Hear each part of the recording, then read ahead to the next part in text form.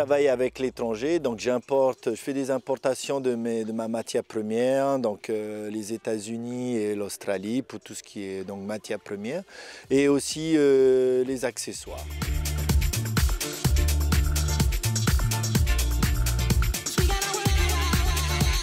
Pour le moment, non, je n'exporte pas, tout simplement parce que on n'est pas assez gros pour exporter et notre image n'est peut-être pas encore assez représentative à l'étranger. Mais ceci dit, déjà certaines personnes étrangères au pays nous commandent des planches et repartent avec, donc c'est une forme d'exportation.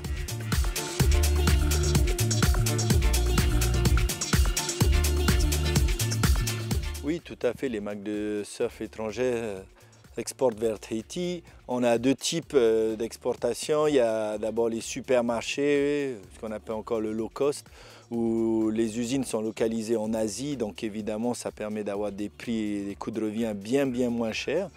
Ensuite, on a les planches de surf bien connues qui sont vendues en surf shop, donc en magasins spécialisés qui viennent des États-Unis et d'Australie.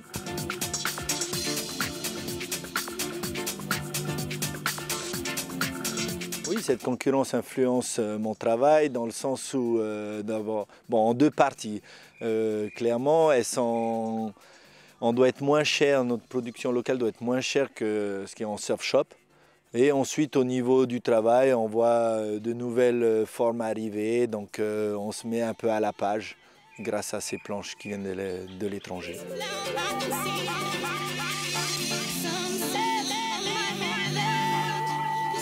Les entreprises étrangères n'ont pas d'usine déjà en Polynésie, mais ceci dit, les multinationales comme Billabong et Quicksilver, eux, ont des points de vente sur place.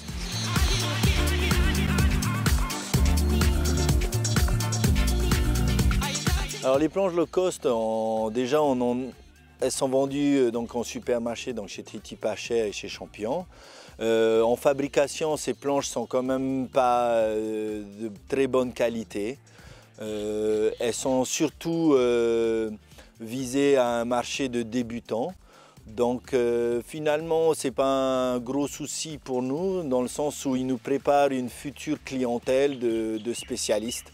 Et par rapport à d'autres shippers, non, je ne trouve pas que c'est un souci par rapport à notre marché.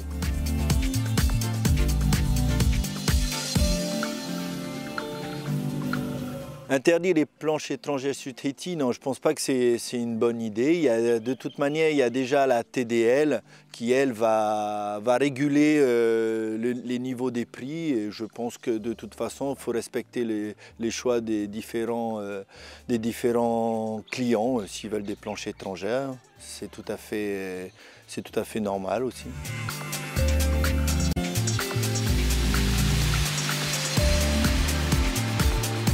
Alors mon entreprise dans 10 ou 20 ans, je la vois déjà au niveau de l'environnement, avoir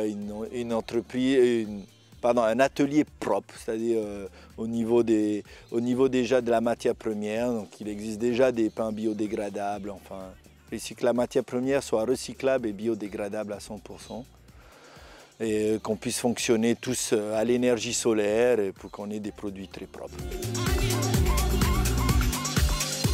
Bon, et j'oubliais aussi, j'invite toutes les personnes qui sont intéressées, donc tous les élèves qui voudraient découvrir ou qui seraient intéressés à savoir comment on fabrique une planche de surf de A à Z, à nous rendre visite à l'atelier qui se trouve dans la zone industrielle de la Punaru. Vous êtes tous les bienvenus.